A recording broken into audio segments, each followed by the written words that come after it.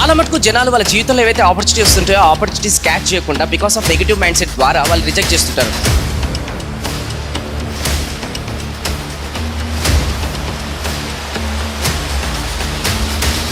ఎందుకు కొంతమంది మన చుట్టుపక్కల ఉన్న వాళ్ళు ఫటాఫట్ ఎదుగుతున్నారంటే ప్రతి ఆపర్చునిటీని వాళ్ళు గ్రాప్ చేస్తున్నారు పాజిటివ్ మైండ్ సెట్ తోని.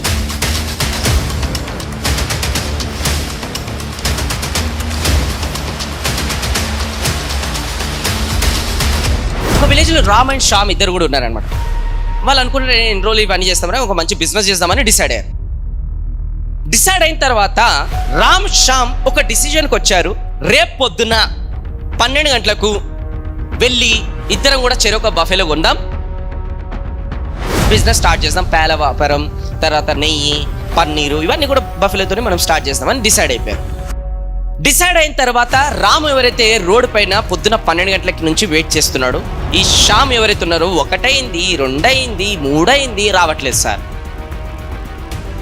ఇక ఈయనకి విసుకొచ్చేసి ఇమీడియట్గా వెళ్ళాడు. దాని తర్వాత ఒక బఫెలోని కొన్నాడు, తీసుకొచ్చి దానికి పాలు వెతకడం స్టార్ట్ చేస్తాడు. పాలు వస్తున్నాయి. దాని తర్వాత వెళ్ళి అది మార్కెట్లో అమ్ముతున్నాడు, మంచి డబ్బులు అనేది సంపాదిస్తున్నాడు. దాని తర్వాత అట్లా కష్టపడి కూడా ఒక స్టేజ్ వచ్చింది. ఒక బఫెలో కాదు 15 బఫెలు అనేది అతను కొని బిజినెస్ అనేది మంచి చేస్తున్నాడు. ఇంకా ఆ బిజినెస్ని స్కేలబుల్లోకి తీసుకెళ్ళి డిఫరెంట్ స్టేట్స్లో బ్రాంచెస్ అనేది పెట్టాడు. క్వాలిటీ మిల్క్ ఇవన్నీ ఇచ్చుకుంటా ఫుల్ జనాలు వస్తున్నారు అనమాట. ఇతను బాగా డబ్బులు సంపాదిస్తున్నాడు, మంచి లగ్జరీ లైఫ్ అనేది లీడ్ చేస్తున్నాడు. సొంత ఇల్లు, లగ్జరీ కార్, ఎవ్రీథింగ్ కూడా. బట్ ఒకరోజు ఆలోచన వచ్చింది, మనం ఏదైతే విలేజ్ నుంచి వచ్చింది కదా, ఒకసారి ఆ విలేజ్కి వెళ్తే బాగుంటుంది, మన శ్యామ్ని కూడా ఒకసారి కలిస్తే బాగుంటుంది అని చెప్పేసి కార్లో బయలుదేరాడు.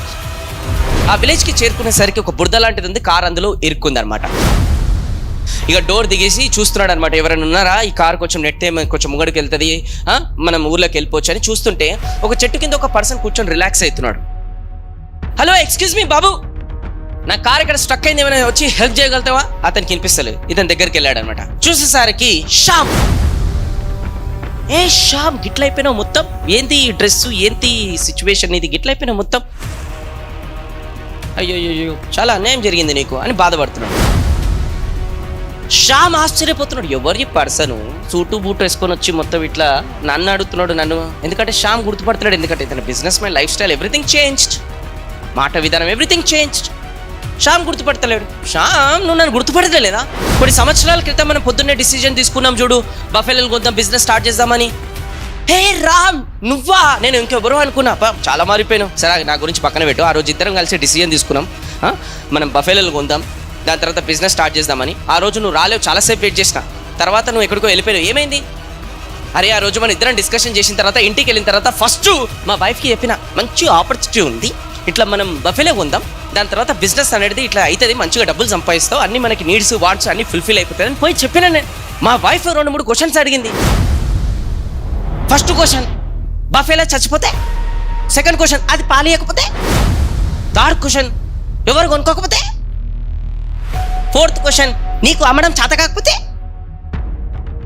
నాకు ఎందుకు మా వైఫ్ చెప్పింది కరెక్ట్ అనిపించింది, అందుకోసం వేరే ఊరికి పోయినా పని చేసుకోనీకే, అందుకోసం ఇట్లా అయిపోయింది నాది, నువ్వైతే చాలా మారిపోయావు. ఫ్రెండ్స్, మన జీవితంలో కూడా ఎన్నో ఆపర్చునిటీస్ అనేది భగవంతుడు మన కళ్ళ ముందనే ఇస్తుంటాడు. కాకపోతే మనం బికాస్ ఆఫ్ నెగిటివ్ థింకింగ్ వల్లనే, కాకపోతే అదైతే ఇదైతే అని ఎన్నో రిజెక్ట్ చేశాం. కాబట్టి ఇప్పుడు ఏ పొజిషన్లో ఉన్నాం అదే పొజిషన్లో ఉన్నాం. ఎందుకు కొంతమంది మన చుట్టుపక్కల ఉన్న వాళ్ళు ఫటాఫట్ ఎదుగుతున్నారంటే ప్రతి ఆపర్చునిటీని వాళ్ళు గ్రాప్ చేస్తున్నారు పాజిటివ్ మైండ్ సెట్ తోని. మనం కాకపోతే మార్కెట్ డౌన్ ఉంది, కస్టమర్ కస్టమర్కి మీట్ అయ్యే ముందే వీడు డిసైడ్, కస్టమర్ ఒప్పుకోకపోతే, కస్టమర్కి ఈరోజు 3 లేకపోతే, నీకు లేదని చెప్పు కదా. పోయి కలువమంటే బద్ధకం, రీజన్స్ చెప్పుకొని కూర్చుంటారు because of negative mind set తోని. నెగిటివ్ మైండ్ సెట్ తోని ఇప్పటి వరకు ఎవరు కూడా చరిత్రలు తిరగరాయాలి. నెగిటివ్ మైండ్ సెట్ తోని ఇంకా డౌన్ అయ్యారు తప్ప నెక్స్ట్ లెవెల్కి వెళ్ళేది గ్రో కాలి ఎవరు కూడా.